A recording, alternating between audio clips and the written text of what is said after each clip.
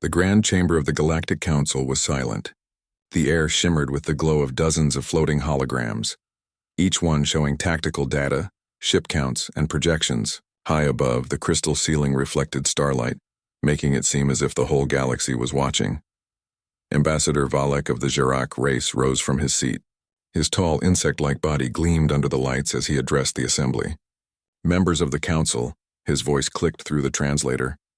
The Dominion has declared war on the humans. Based on all projections, Earth's defenses will collapse in less than 6 standard hours. They cannot stand against the Dominion's fleet strength. Murmurs of agreement spread among the delegates. The Krothy representative, a scaled creature with a voice like gravel, added, "The humans have only recently left their homeworld. Their fleet is small, their weapons are crude, their chance of victory is less than 1%. The council leader, a being of living crystal, nodded slowly. "Then it is agreed. We will advise humanity to surrender. Better they lose their freedom than their lives." A message was sent across the galaxy to Earth. It was polite, but cold.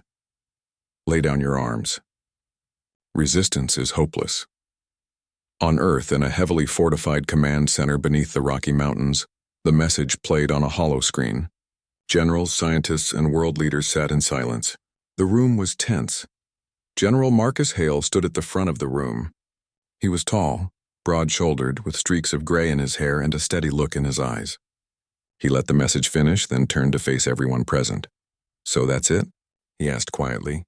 "The galaxy thinks we should bow our heads and give up?" Dr. Arya Chen, head of Earth's Defense AI program, looked uneasy. "General, their numbers are correct. The Dominion fleet is massive. If they attack Earth directly, they could wipe out our defenses before we even respond. But we don't fight on their terms," Marcus said. He pointed to the star map hovering above the table. Red dots marked Dominion fleets. Blue dots marked human forces, small in comparison. "They think we're weak," Marcus continued, his voice calm but sharp. "They think we'll fight like they do, ship against ship, fleet against fleet. But we're not going to fight fair. We're going to fight smart." President Elena Ramirez leaned forward. "You mean preemptive strikes?" "Yes," Marcus said simply. "We won't wait for them to come to Earth. We'll take the fight to them. Hit their supply lines, their forward bases, their command ships. If we move fast enough, we can end this war before it begins." Some of the leaders hesitated. Humanity had never fought a war on this scale before. But one by one they nodded. Humanity had no choice. Within hours, the order was given. Fleets launched from Mars, Luna, and orbital shipyards around Earth. Massive carriers slid silently from their docks, their hulls glowing with fresh paint. Smaller strike ships detached from hidden bases near Jupiter and Saturn. For the first time in history, every human nation acted as one. On board the flagship Resolute, Marcus watched as the fleet formed up. Rows of ships stretched out before him, their engines burning like a line of blue stars. Dr. Chen's face appeared on the command screen. "Project Sentinel is online," she reported. "The AI battle network is fully synchronized. Every ship, drone, and weapon is linked. We'll react faster than any enemy fleet," Marcus nodded. "Good. The Dominion thinks we'll be easy prey. Let's show them what humans can do."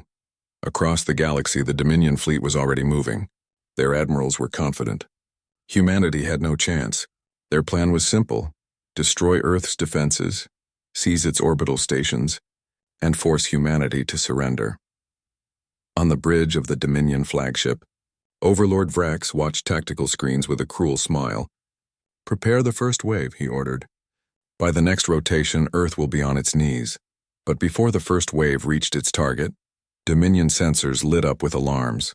Multiple human fleets detected. A bridge officer cried.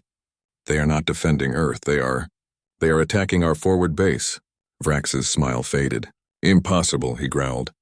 "They cannot have reached that system so quickly. Redirect forces. Crush them." But the humans had already vanished. They jumped out of the system before Dominion reinforcements arrived, leaving nothing but wreckage behind. In the Galactic Council chamber, new data appeared on the holograms. Human fleets were not losing. They were winning small but decisive victories across the front lines. Dominion losses were rising. Ambassador Valek clicked his mandibles nervously. "This was not in the projections," he admitted. The Krothy representative hissed. "They are only delaying the inevitable. The Dominion will crush them eventually." But the council leader stared at the holograms for a long time.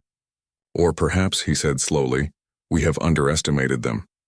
Back on the Resolute, Marcus received the battle reports. 3 bases destroyed, 0 human casualties, Dr. Chen said with a hint of disbelief. Marcus allowed himself a small smile. Good, they wanted hours. We'll give them minutes. The fleet prepared for its next jump, deeper into enemy space. Humanity was no longer waiting for the war to come to them.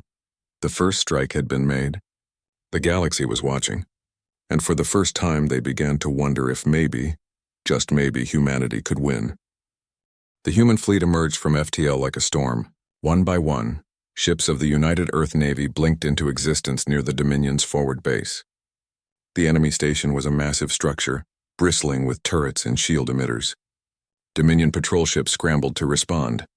On the bridge of the Resolute, General Marcus Hale stood calmly as alarms echoed through the ship. Target their comm arrays first, Marcus ordered. We take their eyes before we take their guns. Dozens of human drones shot forward, small black shapes against the stars. They moved so fast the enemy targeting systems struggled to lock on. Within seconds, explosions lit up the station as communications dishes were shredded by railgun fire. Dominion defenders fought back, but they were too slow. The human fleet moved like a living organism, each ship guided by the same synchronized AI network. Enemy missiles were intercepted before they came close. Enemy fighters were swarmed and destroyed. In less than 8 minutes, the base's shields failed. Direct strike, Marcus said. The Resolute fired its main rail cannon. A slug of tungsten, moving at near relativistic speed, punched through the station's core. The explosion lit up the entire sector. When the light faded, the Dominion base was gone. Base destroyed, Dr. Arya Chen reported from her station. Her voice was calm, but her eyes shone with something close to awe. No human casualties, Marcus gave a single nod. Prepare next jump. We're not stopping. Across the galaxy, the Galactic Council received the first battle report. They destroyed the forward base? Ambassador Valek clicked his mandibles in shock. The Krathi representative slammed his clawed hand on the table. This is nothing. A single base is meaningless. The Dominion fleet will crush them in open battle. But the council leader only stared at the hologram of the destroyed base. I am not so sure, he said quietly. At the Dominion High Command, Overlord Vrax was furious. How did they strike so quickly? He roared. They bypassed our border defenses, an officer said nervously. They used unpredictable jump coordinates. Their fleet vanishes before reinforcements can arrive. Vrax bared his teeth. Then we will force them into a stand-up fight. Deploy Fleet Gamma. Trap them in the Hrax Nebula. I want their fleet broken before this humiliation spreads any further. Marcus was already heading to the Hrax Nebula. Human scouts had intercepted Dominion plans, feeding them directly into Project Sentinel, the AI that coordinated the fleet. They're trying to lure us into a trap, Dr. Chen reported. Good, Marcus replied.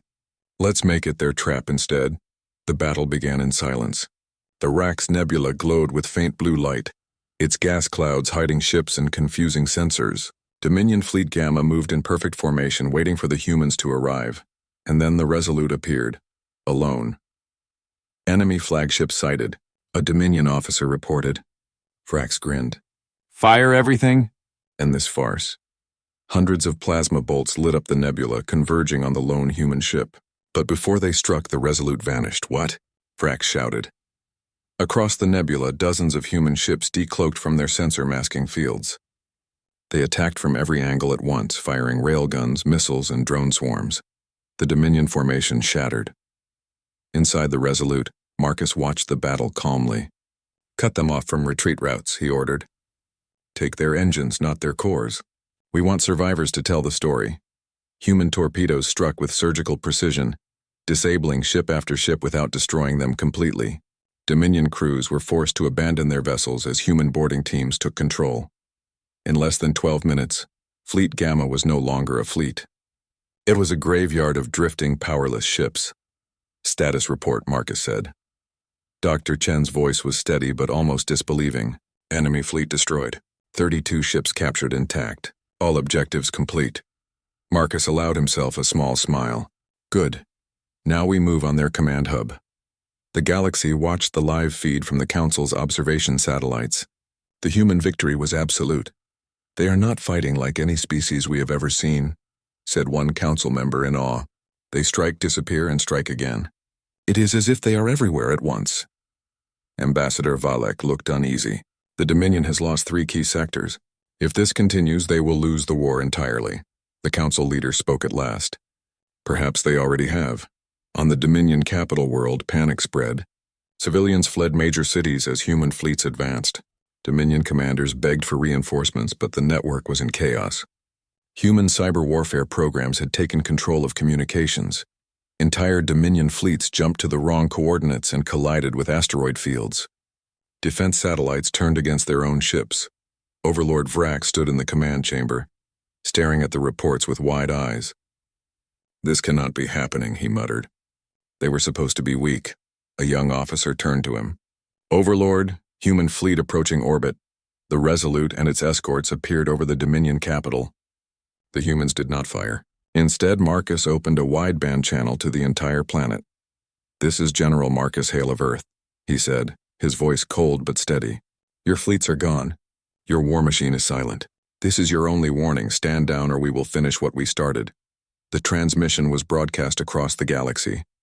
Billions of beings watched in shock as a young species stood unchallenged above one of the most feared empires in the galaxy. The war that was supposed to last hours had nearly ended in minutes. The Dominion capital world was silent. No alarms rang, no weapons fired. The sky was filled with human ships, their hulls shining like metal stars. General Marcus Hale stood on the bridge of the Resolute, his arms folded behind his back. The enemy planet turned slowly beneath him, its continents lit with the glow of city lights. Dominion fleets are gone, Dr. Arya Chen reported. Their command network is completely under our control. They have no way to fight back, Marcus nodded. Then we open a channel, he said. A moment later, his voice was heard across the entire planet and across the galaxy. This is General Marcus Hale of Earth. The war is over. If you want peace, speak now. If you want to fight, you already know how fast we end wars. His words were calm, not boastful, but there was a weight behind them that no one could ignore. On the planet below, Overlord Vrak stood in the great command hall. His claws digging into the arm of his throne, his advisors looked terrified. They are above us, one whispered. They could destroy the planet, said another. Vrax's pride burned, but even he knew the truth. They had lost. Continuing to fight would mean the extinction of his people. He stood, his voice carrying through the chamber. Send the message, he said bitterly. We surrender. A transmission reached the Resolute. Dominion Command had agreed to a ceasefire. Do we accept? Dr. Chen asked quietly. Marcus did not hesitate. Yes, but on our terms. Soon human dropships landed on the Dominion capital. Soldiers in dark blue armor marched through the great city, not as conquerors but as guardians. They disarmed enemy weapons, secured power plants, and brought food and medicine for civilians. Dominion citizens who had expected destruction watched in stunned silence as humans helped repair the damage from the war. Why do you do this? Asked one Dominion worker as she received a crate of supplies. A human soldier smiled. Because we are not here to destroy you. We are here to make sure this war never happens again. The Galactic Council watched every moment through their observation network. The council chamber was filled with a heavy silence. Ambassador Valek clicked his mandibles nervously. They are helping the Dominion? He asked in disbelief. Yes, said the council leader, his crystal body glowing faintly. They could have crushed them completely, but they chose not to. Another ambassador shook his head slowly. No species has ever done this. They end wars in minutes and then offer aid to the enemy. The council leader stood, his voice echoing through the chamber. From this day forward, humanity is not to be underestimated. They are not only powerful, they are dangerous because they are merciful. The galaxy must treat them as equals or risk being left behind. Days passed. The Dominion formally signed a peace treaty with Earth. The document was transmitted across every star system, marking the official end of the war. When the last signature was given, Marcus Hale spoke one final time on the galactic broadcast. Let this war be the last of its kind. Humanity does not seek conquest, but if anyone threatens our people again, we will answer just as fast, just as hard, and with the same result. Billions of beings across the galaxy listened. Some were afraid. Some were inspired. But none doubted that humanity was now a force that could not be ignored. Weeks later, The human fleet began its journey home. On the bridge of the Resolute, Dr. Chen looked at Marcus. "You could have destroyed them," she said. "You could have wiped out the Dominion forever. Why didn't you?" Marcus turned to the viewport, watching the stars slide past as the ship jumped into FTL. "Because," he said quietly, "if we destroy every enemy, we become the very thing we fight against. Victory means nothing if we lose who we are." Dr. Chen smiled softly. "Then we didn't just win a war. We proved what it means to be human." When the fleet returned to Earth, they were greeted as heroes. The entire planet celebrated. For the first time in history, every human nation stood united, proud of what they had achieved together. Children waved flags as ships descended. Soldiers stepped off ramps to cheers and music. Families reunited, tears mixing with laughter. General Marcus Hale simply stood back and watched. The war had taken a toll, but it had also changed everything. Humanity was no longer seen as the galaxy's youngest and weakest species. They were now respected, even feared, but more importantly, they had earned something rarer than fear: trust. Years later, when new alien visitors arrived on Earth, they came not as conquerors or judges, but as allies. Trade routes opened, science and knowledge were shared, and peace became stronger than ever before. The legend of the war lived on, told in every star system. The Council predicted humanity would fall in hours. Humanity ended the war in minutes. And every time the story was told, one truth remained clear. Humans were not just survivors. Humans were the reason the galaxy would never be the same again.